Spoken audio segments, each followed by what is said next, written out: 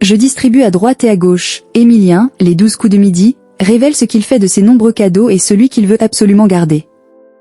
En 593 participations, Émilien a gagné de nombreux cadeaux dans les 12 coups de midi puisqu'il a tout de même découvert pas moins de 21 étoiles mystérieuses. Dans les colonnes de Télé Loisirs, le jeune champion avait expliqué vouloir garder au moins un objet. Jusqu'où ira Émilien, l'actuel champion des 12 coups de midi? Depuis le 25 septembre 2023, il ne cesse d'impressionner par ses connaissances sur presque tous les sujets. Ainsi, tous les midis, il ne laisse aucune chance à ses adversaires et fait grimper sa cagnotte qui affiche la somme impressionnante de 2 364 218 € à date. Alors qu'il a découvert sa 21e étoile mystérieuse, il a donc en sa possession une quantité folle de cadeaux. Conscient que c'est démesuré, le compagnon de Jessica met un point d'honneur à faire plaisir à ses proches. Je distribue à droite et à gauche. Point. Quelques cadeaux sont dans la pièce qui me servait de chambre chez mes parents.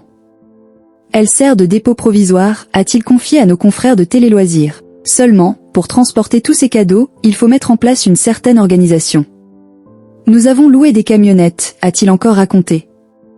Alors qu'il a en sa possession pas moins de 21 voitures, au moins une d'entre elles ne sera ni donnée ni vendue.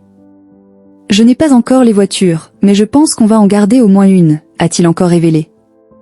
Alors qu'il vit dans un appartement avec sa compagne Jessica, à Toulouse, il n'a jamais été élevé dans l'opulence.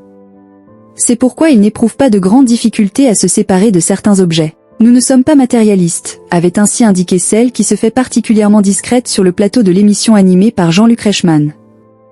Ces derniers jours, Émilien montre certains signes de fatigue.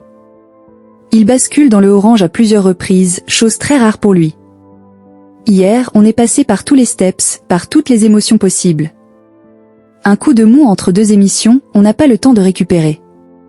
Ça va très vite, lui avait d'ailleurs fait remarquer, le 7 mai 2025, au lendemain où il avait trouvé sa dernière étoile mystérieuse, Jean-Luc Reichmann. C'est la fatigue qui fait un peu bugger. Parfois, la machine s'enraye un peu, avait ainsi répondu le plus grand maître de midi.